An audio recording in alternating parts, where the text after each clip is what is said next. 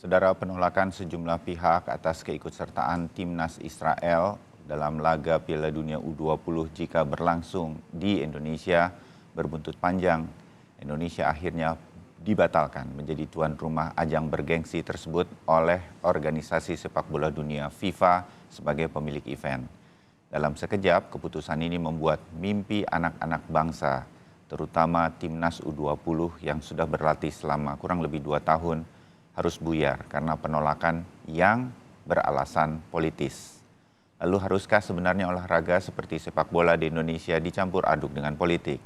Kita akan bahas soal ini bersama sejumlah narasumber. Ada pengamat sepak bola, wartawan senior olahraga, juga mantan pengurus PSSI, Yesayas Octavianus, juga ada Presiden Pasukan Supporter Paling Sejati atau Pasopati dari Persis Solo, Agus Warsup. Selamat pagi Mas Agus dan Bang Yesayas. Selamat pagi Mas Bayu. Ya. Saya luruskan dulu, saya bukan mantan pengurus PSSI karena tidak pernah ada di PSSI. Terima kasih. Oke, terima kasih untuk koreksinya Bung Yesayas. Dan hadir juga pengamat politik Mas Burhanuddin Muhtadi. Mas Burhan, selamat pagi. Pagi Bayu. Ya, Mas Burhan pagi ini pengamat politik dan sepak bola ya. Terima kasih. Saya ke Mas Agus dulu. Mas Agus, saya tahu semua organisasi supporter seperti Pasopati sudah saling berkomunikasi lah ya begitu. Berkaitan dengan Indonesia gagal menjadi tuan rumah. Boleh tahu apa tanggapannya dan kemudian apa yang kemudian diharapkan? Ini kan sudah selesai sebetulnya. Oh, udahlah Indonesia udah gagal kemudian. Apa yang diharapkan sebetulnya dari peristiwa ini? Mas Agus. Kalau kita dari supporter, harapannya sih ke depan pasti soal ban dari FIFA itu ya. Jadi harapannya nggak terlalu berat lah misal ada ban. Ya semoga aja nggak ada. Oke. Terus ya harapannya bisa jadi pelajaran sih untuk kita semua, untuk mungkin beberapa tokoh yang kemarin berstatement. Karena sekali lagi sepak bola ada terusnya sendiri. Jadi ketika sudah seperti ini mungkin yang dirugikan sangat banyak pihak. Dan harapannya juga untuk teman-teman pemain, oke lah mungkin mimpinya tahun ini udah pupus, tapi harapannya jangan sampai mengubur mimpi itu karena teman-teman harus terus semangat, jangan sampai putus asa dan kita harapannya sepak bola kita dapat lebih baik lagi dari dapat pelajaran yang berharga atas peristiwa ini. Ya, Bang Yesayas, kegagalan Indonesia untuk menjadi tuan rumah ini yang bikin banyak masih ada gitu kayak pertanyaan-pertanyaan ya, ada penasarannya begitu. Ini kan disiapkan jauh hari oleh pemerintah Indonesia, bahkan udah digadang-gadang. Pak Jokowi sendiri sudah semangat juga untuk Piala Dunia U20.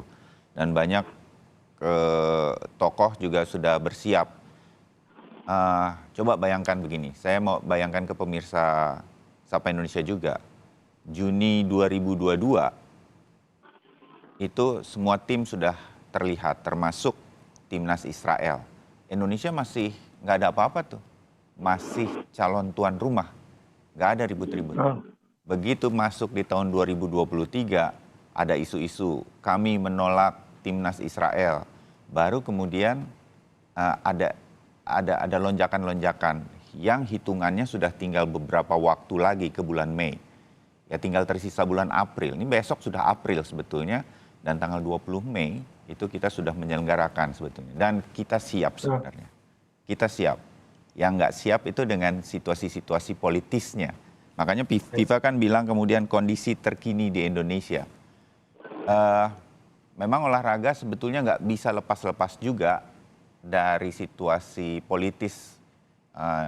Olimpiade, ada yang di-ban, apa dan segala macam. Nah, saya pengen dengar pendapat dari Bang Yesayas yang sejak awal juga kayaknya udah agak-agak tahu nih bakal ada masalah dengan penyelenggaraan Piala Dunia U20 karena Anda sudah muncul komentarnya di media-media online saya baca beberapa waktu sebelum minggu-minggu ini.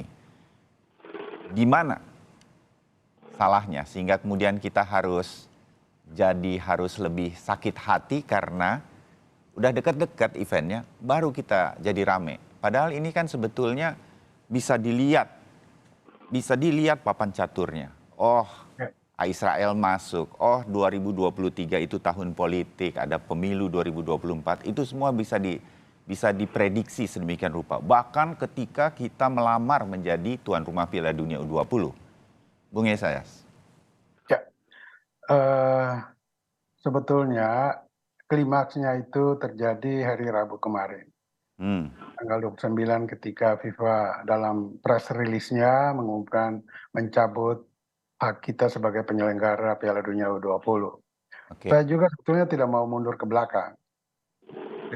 Lebih elok lihat ke depan. Tetapi pertanyaan bahwa salahnya di mana? Nah, salah ini akumulasi by proses. Akumulasi dari kesalahan pihak Indonesia ataupun ya PSSI. FIFA sudah punya catatan hitam tentang sepak bola kita. Dan itu mulai dari tragedi Kanjuruhan, proses Kongres KLB kemarin, pemilihan ESCO di bulan Februari, juga sampai pada kondisi terkini seperti yang disinggung dalam press release-nya, yaitu infrastruktur stadion di 6 venue itu ada beberapa yang tidak memenuhi standar seperti yang diinginkan FIFA. Oh, oke. Dan yang berikut triggernya itu adalah surat dari Pemda Bali yang ditujukan kepada Menpora, dan dalam surat itu tertanggal 14 Maret antara lain disebut bahwa Pemda Bali menolak kehadiran Israel di Bali. Dan itu menjelang drawing yang harusnya berlangsung hari ini ya? Iya, betul. Dan satu lagi soal drawing ini. Ada pertanyaan misteri yang belum terungkap dan ini yang menjadikan kita semua masyarakat awam bertanya-tanya. Siapa yang menentukan pembatalan drawing kemarin? Apakah FIFA atau memang ada inisiatif dari kita? Karena kalau FIFA ini institusi besar dan kredibilitasnya sudah teruji sama sekali. Kalau ada isu kemarin pembatalan drawing, apakah ada surat dari FIFA? Ternyata dalam pernyataan PSSI tidak disebut ada surat. Bahkan dikatakan surat FIFA tidak ada untuk membatalkan drawing. Nah, ini siapa yang melakukan inisiatif ini untuk? Jadi bisa jadi ada inisiatif dari Indonesia justru yang tidak mau. Iya. Oh.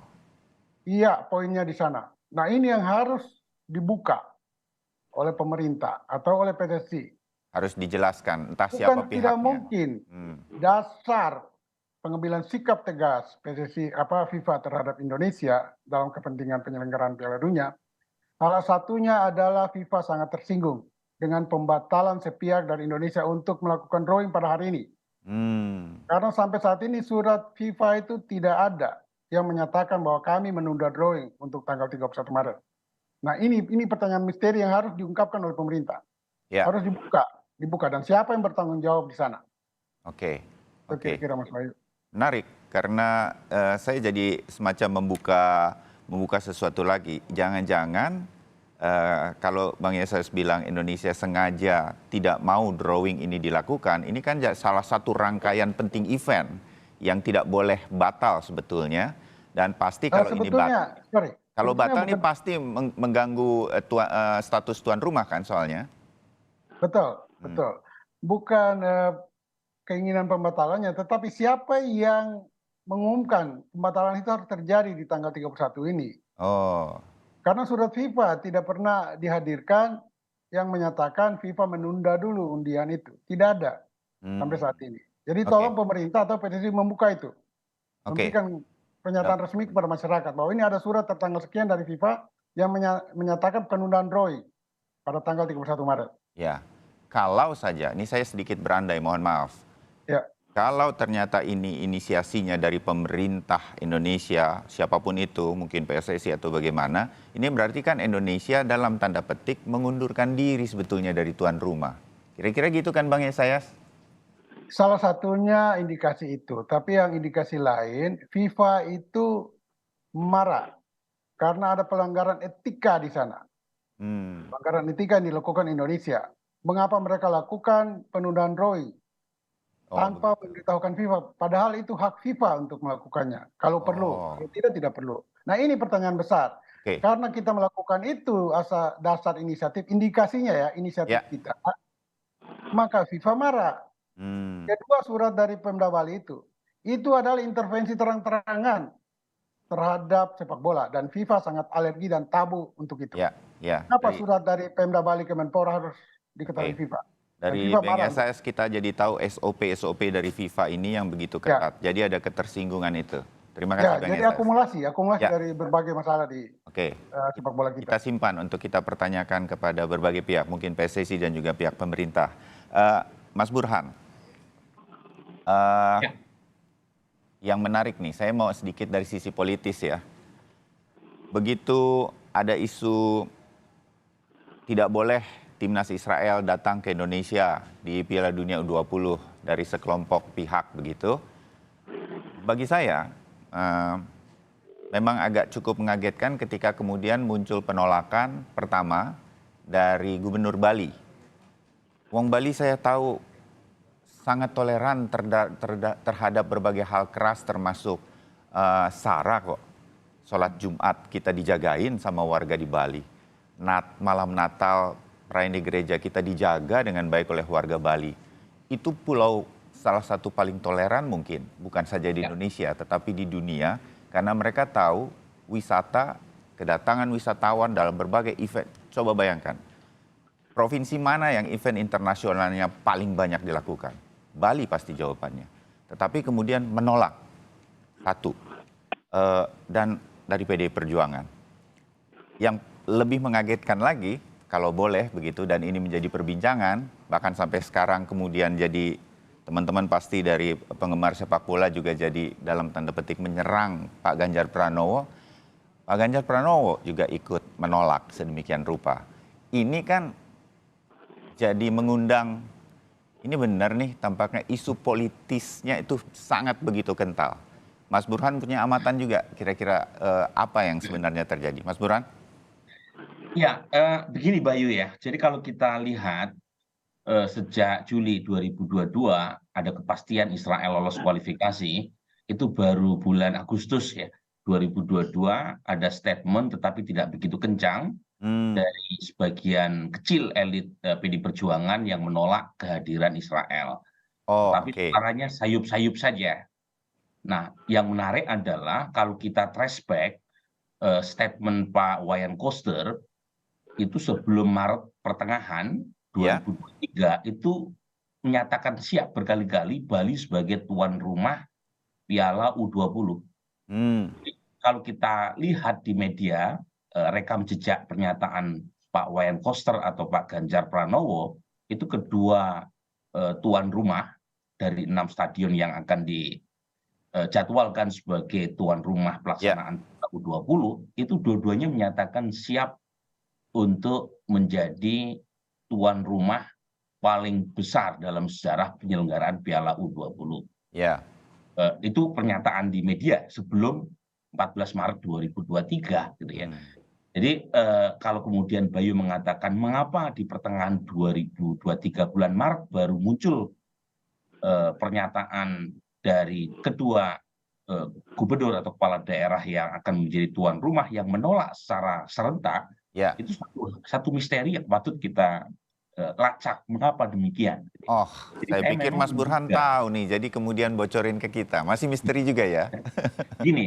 Begini, kalau kan kedua kepala daerah ini bersama 4 kepala daerah yang lain, termasuk Gubernur Jawa Barat, Gubernur Sumatera Selatan, DKI Jakarta dan sebagainya ini, itu kan sudah menandatangani semacam agreement sebagai tuan rumah kan. Jadi pada dasarnya sebelum Maret tanggal 14 itu tidak ada isu terkait dengan kehadiran Israel. Meskipun saya setuju sama Pak Yesayas tadi ya, jadi antisipasi kita lemah ya. terkait dengan pro kontra ini, apalagi jelang Pilpres atau Pileg 2023. Tetapi poin saya adalah sebelum pertengahan bulan Maret itu tidak ada isu, termasuk dari Pak Wayan Koster atau Pak Ganjar Pranowo. Nah, pertanyaannya dari 6 kepala daerah, 2 yang menolak itu dari partai yang sama, itu PDI Perjuangan. Jadi sangat mungkin penolakan Pak Wayan Koster dan Ganjar Pranowo terhadap kehadiran Israel dalam Piala U20 itu terkait dengan keputusan atau sikap partai yang baru disampaikan secara kolektif di pertengahan Maret 2023. Sebab nggak ada angin, nggak ada hujan, tiba-tiba muncul statement itu, gitu. Itu nah, dan itu dikukuhkan dengan statement Sekjen PDI Perjuangan yang kira-kira merepresentasikan sikap partai terkait dengan kehadiran Israel dalam Piala U20. Nah, mengapa sikapnya itu baru disampaikan di Maret 2023? Nah, itu misteri. Misteri Tuhan selain jodoh dan kematian. Oh, ya menarik. Tapi kalau mengapa PDI Perjuangan kemudian mengambil keputusan ini begitu, sedemikian rupa? Kita tahu Presiden Jokowi juga ingin sebetulnya Indonesia ada di sini, tapi kita anggaplah Pak Jokowi adalah juga presiden yang diusung oleh PDI Perjuangan, sedemikian rupa. Jadi ini sebetulnya adalah menyambung dari kemungkinan bahwa drawing itu kita yang mengajukan pembatalannya. Apakah ini memang sebuah keputusan dari pemerintah sebenarnya, Mas Burhan? Analisa Anda. Saya justru menangkap agak lain ya. Jadi menurut saya pemerintah Indonesia itu justru dalam posisi untuk tetap melaksanakan Piala U20. Statement Pak Jokowi yang sangat keras itu justru saya tangkap perbedaan nuansa antara Istana dan PDI Perjuangan. Jadi dalam statement Pak Jokowi sebelum mengirim Erick Thohir sebagai ketua PSSI bertemu dengan Presiden FIFA di Doha, itu clear Pak Jokowi menginginkan agar pelaksanaan Piala U20 diusahakan semaksimal mungkin dan kehadiran Israel dalam Piala U20 tidak mengurangi seinci pun ya komitmen pemerintah dalam mendukung Palestina. Dan statement Dubes Palestina yang diundang Presiden Jokowi untuk memberikan backup dengan mengatakan Israel boleh datang menurut Dubes Palestina, itu juga merupakan cover atau cara Presiden Jokowi untuk mengatakan kepada publik bahwa komitmen pemerintah tidak turun terhadap dukungan kepada Palestina, meski harus menghadirkan Israel sebagai bagian dari aturan main. Jadi saya menganggap itu ada perbedaan nuansa antara presiden dengan partainya sendiri, dan itu terlihat sekali dengan statement Gibran anaknya itu yang berkali-kali melakukan mengeluarkan statement yang berbeda dengan Wayan Koster atau Ganjar Pranowo. Nah, justru yang menarik buat saya adalah kenapa baru sekarang kan statement penolakan terhadap Israel muncul dari elit-elit PDI Perjuangan. Padahal kalau kita buka rekam jejaknya, misalnya bulan Maret 2022, itu ada rombongan delegasi parlemen Israel ke acara International Parliamentary Union. Dan kebetulan ada ketua DPR kita juga yang sebagai ketua penyelenggaranya. Kemudian juga ada banyak serangkaian kegiatan olahraga internasional yang juga menghadirkan olahragawan Israel.